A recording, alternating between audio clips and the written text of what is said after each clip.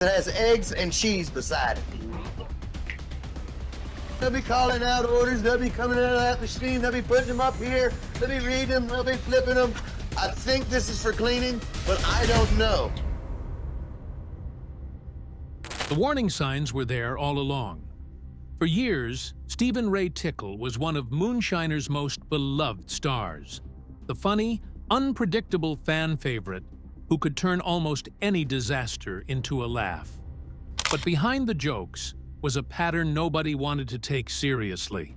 Arrests, alcohol, jail time, missed years he could never get back. So how close did Tickle come to losing everything? And what finally stopped the spiral from getting even worse? Join us as we uncover the story of Steven Ray Tickle, the Moonshiner, and the warning signs nobody took seriously until it was too late. The man behind the nickname. When Moonshiners launched on Discovery Channel in 2011, Tickle arrived with the energy of someone who had been doing this his whole life, and found the idea of cameras documenting it more amusing than concerning. He earned himself a spin-off called Tickle, following his misadventures trying to unload a hidden cache of liquor he found in the Virginia woods. His best friend and regular co-star on the show was Tim Smith, the Climax, Virginia distiller, who eventually went fully legal with his Climax Moonshine brand and became one of the show's most consistent success stories. The Tickle-Tim dynamic was one of the best things the show ever produced. Now, let's talk about the irony of the situation. Discovery Channel never failed to warn viewers before every episode that making moonshine could land you in prison. For years, Steven Ray Tickle laughed through that warning. Then it started happening to him. Interestingly, the audience was never in any doubt about which of the two would end up in jail first. And yet, somehow, when it actually happened, everyone was still surprised. The first time the cameras should have caught something genuinely alarming was 2013, and it arrived wrapped in something so absurd that most people filed it under only Tickle and moved on. In the same period that Steven Ray Tickle announced he was running for Congress against incumbent Robert Hurt for Virginia's 5th Congressional District, he was found by Danville police sitting alone in his car in a convenience store parking lot at 2:41 in the afternoon with a strong odor of alcohol surrounding him and the visible signs of intoxication that police officers are trained to recognize. He was so intoxicated that officers could not find anyone to come and collect him. They had to carry him into the Danville City Jail. The fine was $25. However, he was released the same day. Now, a man running for the United States Congress getting arrested for being too drunk to sit in a parking lot in the middle of the afternoon is a story with an obvious conclusion that does not involve a seat in the House of Representatives. The congressional run went nowhere. The public intoxication charge generated a mugshot that circulated, combining genuine concern and genuine amusement that Tickle always produced in the people who followed his story. The internet treated it as a Tickle being Tickle moment. The show leaned into the warmth and the chaos. The $25 fine made it seem manageable. Nobody, including Tickle, appears to have looked at a man who was drinking heavily enough in the middle of the afternoon that police had to carry him to jail and recognized what that actually was. It was a warning. It said, "This man has a drinking problem that is serious enough to produce public incapacitation in the middle of a weekday." It said the relationship between this man and alcohol is not casual. It said, "This is going to keep happening." Unfortunately, it kept happening, and each time became worse than the first. Warning Sign 2: the sawed-off shotgun in the front. On July 12, 2015, a Pittsylvania County Sheriff's deputy named Corporal T.W. Eanes pulled over a black Dodge truck for a bad headlight. When he ran the plates and checked the driver's license, he immediately discovered two things. The license was suspended, and the driver was Steven Ray Tickle. Then he looked at the front seat. A sawed-off 12-gauge shotgun was sitting in plain view on the front seat of the truck, its barrel approximately 14 inches long, well below the legal minimum of 18 inches for a shotgun barrel under federal law. Tickle, who was cooperative and chatty as he tends to be in all situations, including when a sawed-off shotgun was just found in his front seat, told the officer it was a prop gun from the show. He then said it was a good sniper gun. He said his mother had made him a pouch for the sawed-off shotgun. The firearm was tested at the firing range and confirmed operational. It was not a prop. It was a functional, illegally modified shotgun that a man with a suspended license was driving around with in plain view on his front seat. Tickle was charged with illegal possession of a dangerous weapon, which is a felony. At his trial in January 2016, his attorney, Joe Garrett, made the case for leniency on several grounds. Tickle was the sole custodian of a 15-year-old daughter. He had given up drinking. He was working as a promoter for a legal distillery that sold products in 19 states. The attorney added the qualifier that Tickle had to occasionally taste alcohol as part of his role on Moonshiners, a sentence that earns a special place in the long history of creative legal arguments. The judge gave him a 3-year suspended sentence, contingent on his meeting the conditions of his probation and staying out of trouble. The Pittsylvania County Commonwealth's attorney, evaluating Tickle's prior record, described it as not super terrible. He noted most of the offenses were driving-related. He was being kind and probably a little charmed in the way that everyone who has ever encountered Steven Ray Tickle has eventually been at least a little charmed, even when they were trying not to be. The warning this time was bigger and harder to laugh off. A felony conviction, a suspended sentence, probation conditions, and a man who had now been arrested twice in 2 years. The conditions for the next chapter were being assembled. All that was needed was for Tickle to violate his probation. He violated his probation. What happened afterward changes everything. Warning Sign 3.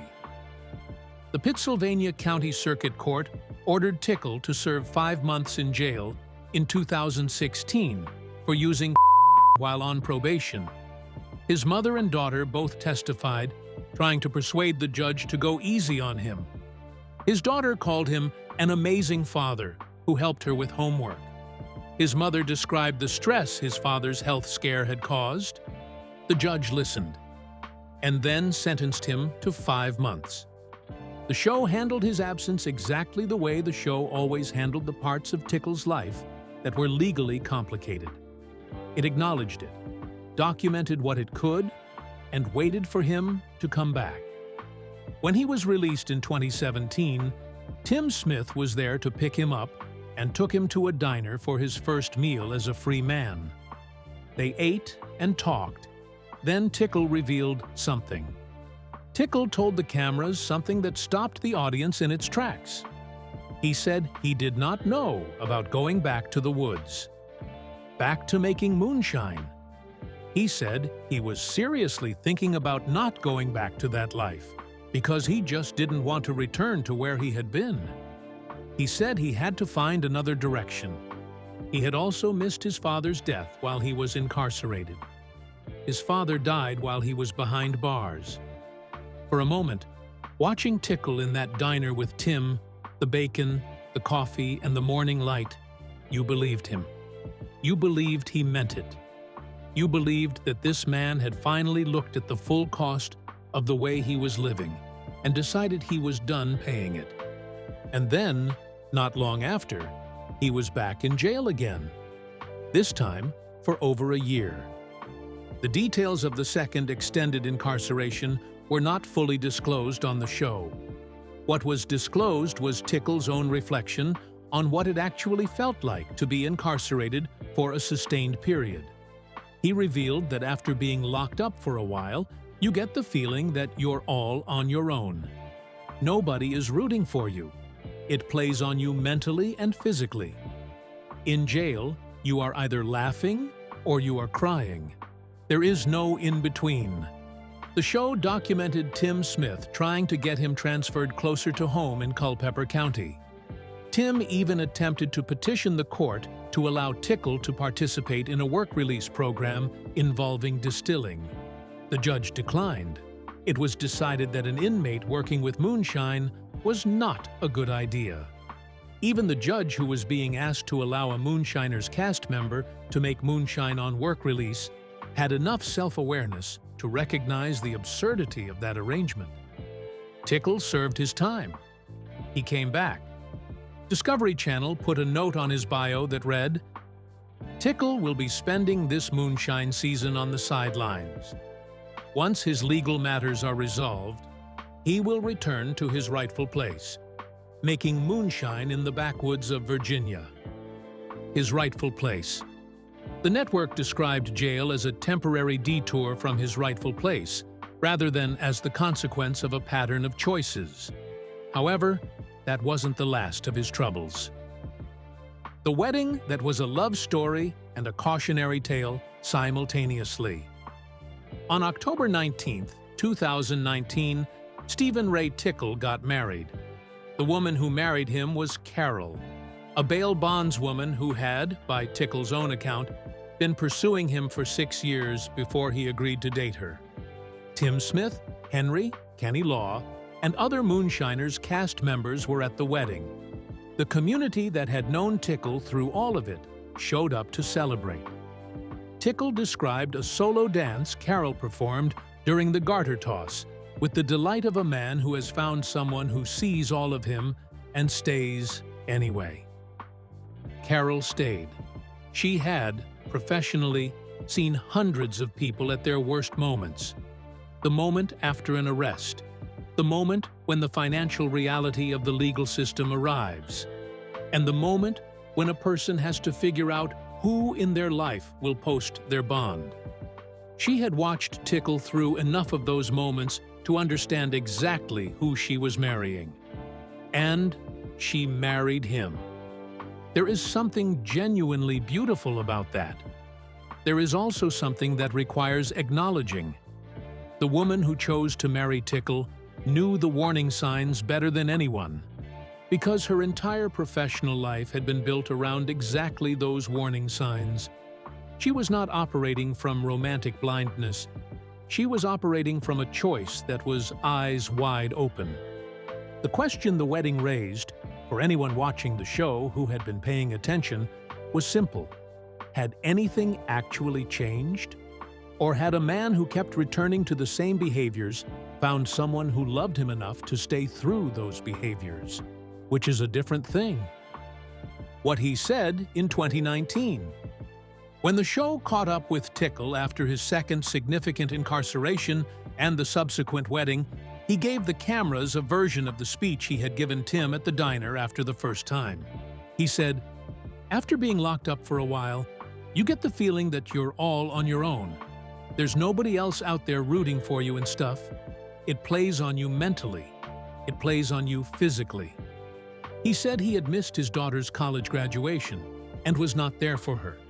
He talked about the cost. He talked about regret. And then, as the show documented, he went back to the woods. He had said it after 5 months. He had meant it then, too. But meaning something and having the tools to make it stick are two different things. And Tickle, for all his charm and all his warmth and all the genuine love the show's audience had for him, had not yet acquired the tools that make the meaning stick. As of Season 14, which premiered in December 2024, Tickle is active on the show, building what the production describes as a dead man's still, working with old moonshining roots, and doing what he has always done with the combination of skill and recklessness that has always defined him. Tickle has always been the most honest person in any room about who he is. He is not a man who pretended to be something other than what he was. He did not claim to be squeaky clean or law-abiding or to operate within the boundaries the state of Virginia had set for the activities he participated in. He said explicitly on camera that moonshining requires not getting caught with the moonshine, and that the key is to be smart about it. What he was less honest about, not because he was deceptive, but because the tools for that honesty are genuinely hard to find and require help to develop, was what the drinking was actually doing to him. The 2013 parking lot arrest was not a funny story about Tickle being Tickle. It was a man alone in a car in the middle of the afternoon, too intoxicated to function, with nobody around him. The specific loneliness of that image is not comedy. The jail sentences cost him his father. They cost him his daughter's first day of college. Those are not small prices. Those are the kinds of prices that people who love someone watch being paid and feel helpless in front of, because the person paying them is the only one who can decide to stop. Tim Smith, who was there for every stage of it, who drove to pick him up, who sat with him at the diner, who petitioned the court for his work release, and who attended his wedding, is the clearest illustration of what it looks like to love someone through a pattern you cannot change. Tim went legal. Tim built Climax Moonshine into a legitimate brand. Tim found a way through. Tim also kept showing up for Tickle at every stage of every consequence, which is what you do when someone has been your friend since before the cameras arrived, and you do not know how to stop. The warnings were always there. They were in on the fact that the woman who married him was a bail bondswoman, someone professionally equipped to recognize the pattern who chose him anyway. The audience received every one of those warnings and responded with affection rather than alarm, because Tickle packaged them with enough warmth and humor that the alarm was harder to detect than the laughter. Discovery packaged them in a show that called the backwoods his rightful place, which is television's way of saying, "We know what this is. We are not going to say it's a problem, and we are counting on you to find it entertaining." Tickle kept paying the price. So, what has happened to him since his last incarceration? Where Tickle stands now. In the years since his second significant incarceration and his marriage to Carol, Steven Ray Tickle has maintained what the show describes and what his social media activity confirms as a clean record. He is on the show. He is building stills. He is making moonshine, or the television version of making moonshine that has always existed somewhere between the two. He is also, by every available account, still married to Carol. The question of whether Tickle has genuinely found the stable ground his diner conversation with Tim suggested he was reaching for, or whether the cameras and the show and the ongoing production have provided enough structure to hold things together in ways that would not exist without them. That is a question nobody on the outside can answer. What is observable is that the pattern of arrests that defined 2013 through 2018 has not continued in the same frequency in the years since. He is also older. He is in his late 40s. The energy that made the chaos feel glamorous in his early 30s is a different thing to carry at 48. The body has different things to say about the choices. The costs have become visible in ways that are harder to laugh off. His statement to the Moonshiners' cameras after his second release remains the most honest thing he has ever said on television. You can get a lot of stuff back in your life, but one thing you cannot get back is time. Looking at everything he lost along the way, it's hard to argue with him. The warning signs were always there. The question is whether anyone, including Tickle himself, was ready to see them. Was it the show's job to intervene? Was it the audience's job to stop finding it entertaining? Or is the real warning the one that has been on the screen since 2011, before every single episode, that we have been reading as a legal disclaimer, rather than as an actual statement of consequence? Share your thoughts with us in the comment section. Remember to like, share, and subscribe for more. Also, click the next video showing on your screen. You will enjoy it.